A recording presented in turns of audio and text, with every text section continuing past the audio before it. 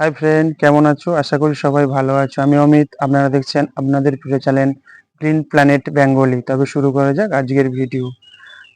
আজকের ভিডিওতে কথা বলবো, আগের ভিডিওতে বলেছিলাম আমার ছাদ বাগানের ড্রাগন গাছে ফলগুলি অনেক ছোট ছোট সবে ফুল এসেছিল। এখন বৃষ্টি ছিল না, এখন বৃষ্টি শুরু হয়েছে, ভালো বৃষ্টি হচ্ছে। দেখবেন বৃষ্টি হওয়ার কারণে ফুলগুলো কত সুন্দর হয়ে গেছে। দেখুন অনেকটা বড় হয়ে গেছে, অনেক বড় হয়ে গেছে। আর ফুল দেখুন কত পরিমাণে, বলেছিলাম না একটা ডালে 3টে 4টে করে ফুল এসেছে, সব টিকবে না কিন্তু টিকেছে, অনেক ফুল টিকেছে, অনেক সংখ্যক পরিমাণে ফুল হয়েছে। দেখুন শুধু পুরো এই ধারটা শুধু দেখুন, লক্ষ্য করুন কি পরিমাণে ফুল টিকেছে। এবার বিষয় হচ্ছে আপনারা এই ফুলগুলোকে, ফুল তো হয়েছে, ফুলগুলোকে বড় হবে এবং ফলে পরিণত হবে, সেইটা আমরা করব কি করে? আমাদের এখন কিছু পরিচর্যা করা অবশ্যই দরকার, সেই নিয়ে আজকের ভিডিও। আমরা কি পরিচর্যা করব? অবশ্যই এই দেখুন, এই যে ফুল, আবার ছোট ছোট ফুল আসছে, এই ছোট বড় ফুল, এত ফুল এলে গাছের অবশ্যই মাইক্রোনিউট্রনের অভাব পড়বে। তাই আমাদেরকে এই সময় কিছু ওষুধ স্প্রে করতে হবে, যাতে এই গাছের মাইক্রোনিউট্রনের অভাব পূরণ হয় এবং এই ফুলটা না ঝরে না যায়। আমরা কি ইউজ করব এই সময়? আমাদেরকে দেখাবো একটা ওষুধ। সেই ওষুধটার নাম হচ্ছে এগ্রোমিন গোল্ড। এর কম্পোজিশন আছে বোরন, জিঙ্ক, কপার, অনেক কিছু আছে এতে। দেখুন এগ্রোমিন গোল্ড, এতে অনেক মাইক্রোনিউট্রিয়েন্টস আছে যেগুলো ওই গাছের ফুল ফল ঝরা রোধ করতে সাহায্য করবে। আমরা এই ওষুধটা স্প্রে করব 1 লিটার জলে 1.5 ml দিয়ে। যারা ছাদ বাগানে স্প্রে করবেন 1 লিটার জলে 1.5 ml দিয়ে স্প্রে করবেন। আর যারা বাগানে স্প্রে করবেন 15 লিটার জলে 25 গ্রাম দিয়ে অবশ্যই স্প্রে করবেন।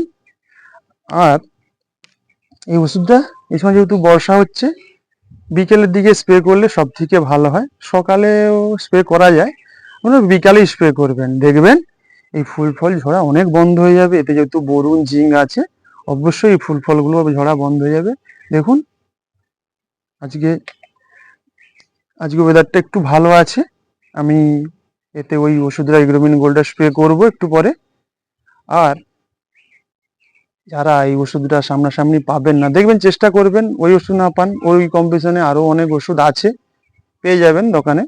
যদি না পান আপনারা কি করবেন, গাছের গোড়াতে আপনারা ওই জিঙ্ক আর বোরনটা দেবেন। জিঙ্ক বোরন কিভাবে দেবেন? আমার যেহেতু বড় টব, আমি এর মাপটা বললে আমরা বুঝতে পারবেন না। ছোট টবের জন্য ছোট চামচে 1 চামচ বা 1 চামচের একটু কম নিয়ে, ছোট টবে যেগুলো 10 ইঞ্চি 12 ইঞ্চি টবে, এর 1 চামচ, ওর 1 চামচ, ছোট চামচ হলে, আর বড় চামচ হলে হাফেরও কম দিয়ে দেবেন। দেখবেন বোরনের ঘাটতি মিটে যাবে। বোরন আর জিঙ্কের ঘাটতি মিটে গেলে এই ফুল আর ফল ঝরাটা বন্ধ হবে।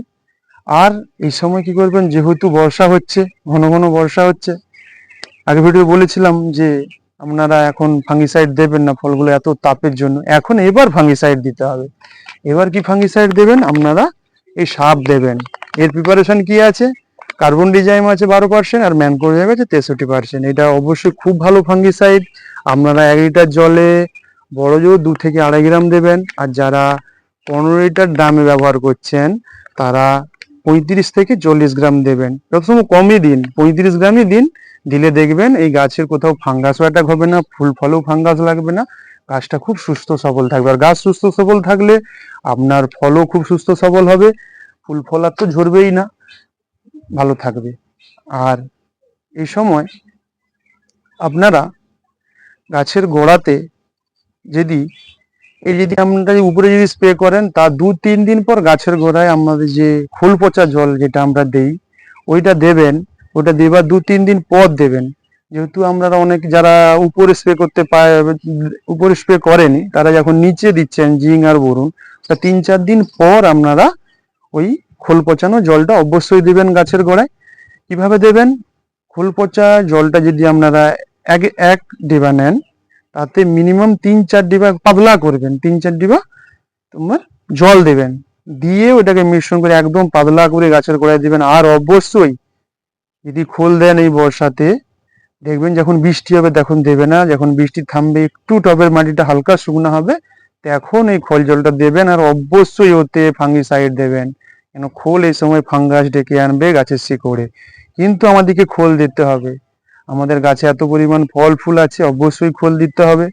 আর এর পরের ভিডিওতে আমরা দেখাবো ফলগুলো যখন সেটিং হবে এত ফল, এখন আমাদেরকে কিছু খাবার দিতে হবে গাছে, এতে হবে না, এখন খাবার দিতে হবে। সেই ভিডিও অবশ্যই আপনাদের সামনে আনবো। আজকের ভিডিও এতটা এই পর্যন্তই রইল, এবং দেখা হবে আগামী ভিডিও আবার। আর এই ভিডিওটা কেমন লাগলো অবশ্যই কমেন্টে জানাবেন, আর লাইক এবং সাবস্ক্রাইব অবশ্যই করবেন, আমার পাশে থাকবেন নিত্য নতুন ভিডিও দেখার জন্য। আর আপনারা সবাই সুস্থ থাকবেন, এই বলে আমার ভিডিও এখানেই শেষ করলাম।